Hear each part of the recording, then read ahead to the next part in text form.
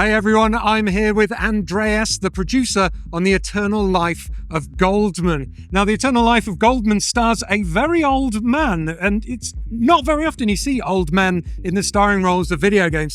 Can you tell us a little bit about Goldman and why he deserves his own video game? Absolutely, you're absolutely right. Usually you don't have these kind of protagonists. I feel it's kind of you feel like you're actually the protagonist of an ancient fable or like a parable, right? They often would have, old men essentially that would, outsmart their enemies, and it feel like it makes it pretty special. It also gives the opportunity to us to have something else as their main tool, which in our case is a cane, which it's fitting for an old man. And thirdly, there's a very concrete narrative reason why he's called Goldman and why he's an old man that I can't go into now because of spoilers. So my first impressions of the demo were that it was kind of like Up meet Ducktales with that cane, the old NES game Ducktales. But also there's this nightmarish kind of sinister vibe going on in the background. Is Goldman going to end up being a horror game? No, not at all. It's not going to be a horror game, but you're right.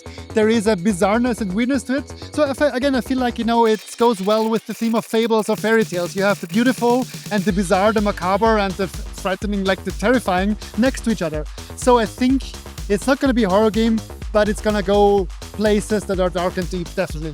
And what kind of dark and deep inspirations did the team draw from for this game? So I think mostly we go back to like ancient fables, like, not one specific, but like these traditions of, the big questions of life and death. Like you take your ancient Jewish, your ancient Greek mythologies basically and see like, it's about the eternal life, right? So like what lies beyond, what lies beneath, and, what even makes life worth living, I guess.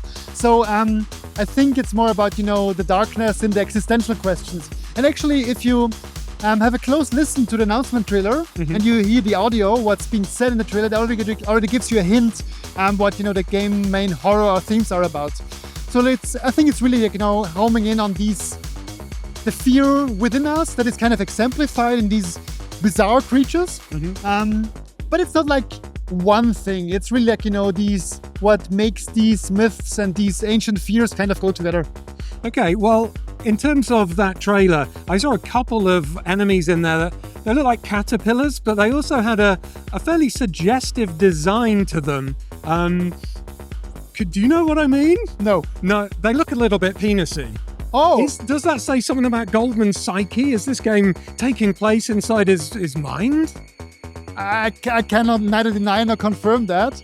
But there's definitely, I'm with you on that. Like if you look at the enemy design closely, there's some disturbing stuff, that you sort of, if your therapist asks you, like, draw your fears, it might be a worm with a penis, or will look like that. So I think it's about that.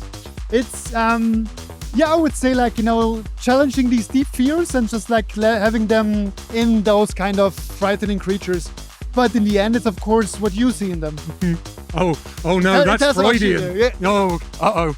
Well, anyway, Goldman's cane seems to be pretty customizable. In fact, we saw that you could swap out the shaft to allow you to either jump on enemies' heads or also jump higher. Can you talk a little bit more about his cane and what abilities it gives you throughout the game? Absolutely. So like one of the main things, as we said, like, he's an old man. He doesn't have like an arsenal of weapons. It's his cane, but the cane is not just for walking. It's customizable. So we have 3 parts where you can shift the parts basically, and to either give you more mobility, like in the demo, for instance, we have an extended jump where you can grab onto stuff, but you have also stuff like phosphorus cane, which will illuminate the darkness, or an aura, which will attract certain enemies and do damage to other enemies.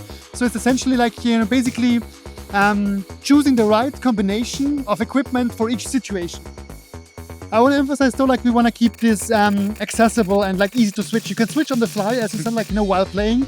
It's not you're gonna sit like think for hours about the right loadout. You're just gonna like, I have these parts. Hey, how can I combine these 2 things for a certain situation?